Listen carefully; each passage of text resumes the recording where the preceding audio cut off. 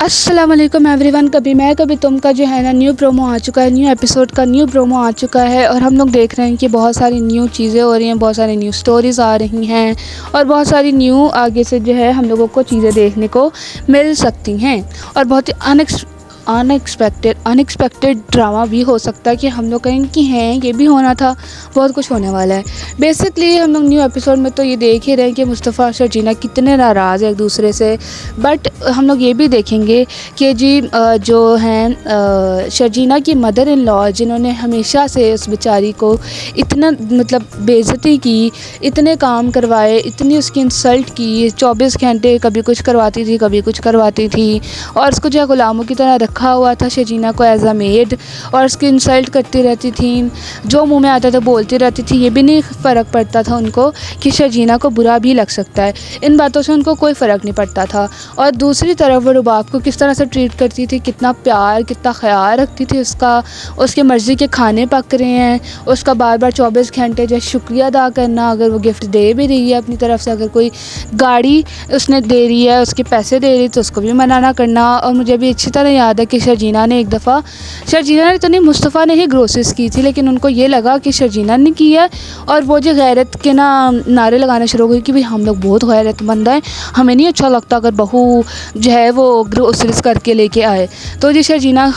के साथ उन्होंने ये सब कुछ किया और बाप के लिए जो है गाड़ी भी एक्सेप्ट कर ली, अपने शौहर का इलाज भी करवा लिया, वो अपनी बेटी से भी ज़्यादा अजीज़ हो गई उन्हें, ठीक है। और बाकी जो है शर्जीना को उन्होंने इतनी बुरी तरह ट्रीट किया। लेकिन अब हम देखेंगे कि रुबाब को जो है अदील के ट्रू कलर्स नज़र आ चुके हैं, उसका असल चेहरा भी नज़र आ चुका है, बट स्टिल वो अलाउ कर रही है कि वो अपने पेरेंट्स को रुबाब के घर में ले आए। पता नहीं क्यों उसको क्या समझ आ रही, अभी भी जो है वो अदील से अलग नहीं हो रही है,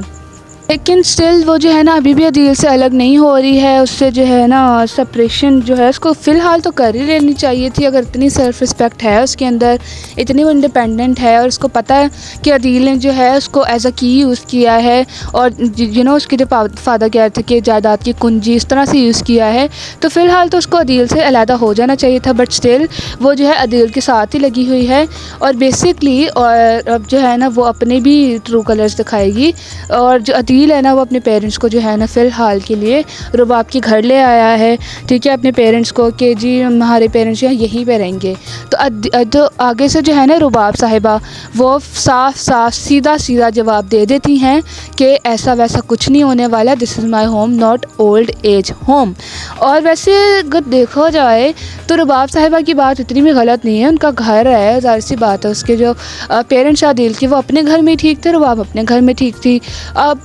बहू के घर जो है शौहर के पेरेंट्स रहने के लिए आ गए, थोड़ा सा अजीब तो लग ही रहा है। और रुबाब ने जो कुछ भी आगे से कहा है मुझे नहीं लगता कि वो गलत है, क्योंकि अदील ने उसको एज अ की यूज़ किया है, तो उसका भी तो थोड़ा बहुत बनता है ना कि आगे से बोले। लेकिन मेन पॉइंट इज़ कि जो अदील की मामा है ना जो शर्जीना की इतनी इंसल्ट करती थी, अब उनको पता चलेगा कि रुबाब कितनी बदतमीज़ है और कितनी एरोगेंट है, कितनी ज़्यादा इंसल्ट करती है ये इनकी, क्योंकि रुबाब पहले इनके घर में थी तो बड़ी शरीफ बनती थी, बट अब ये इसके घर में है तो वो बहुत ज़्यादा इंसल्ट करके उन्होंने सब कुछ सुन भी लिया था जो भी रुबाब कह रही थी कि अब मैं तुम्हारे पेरेंट्स को अपने घर में रखूँगी, तो वो उन्होंने सुन भी लिया। और देखते हैं आगे इनका रिएक्शन क्या होता है, बड़ा मज़ा आने वाला है, ताकि इनको भी तो पता चले ना कि रुबाब है किस तरह की। और शर्जीना को उन्होंने इतनी बुरी तरीके से रखा हुआ था और रुबाब को इतनी शहज़ादी बनाया हुआ था, अब जब उसका असल चेहरा देखेंगी कि वो किस तरह की है तो फिर पता चलेगा कि होता क्या है।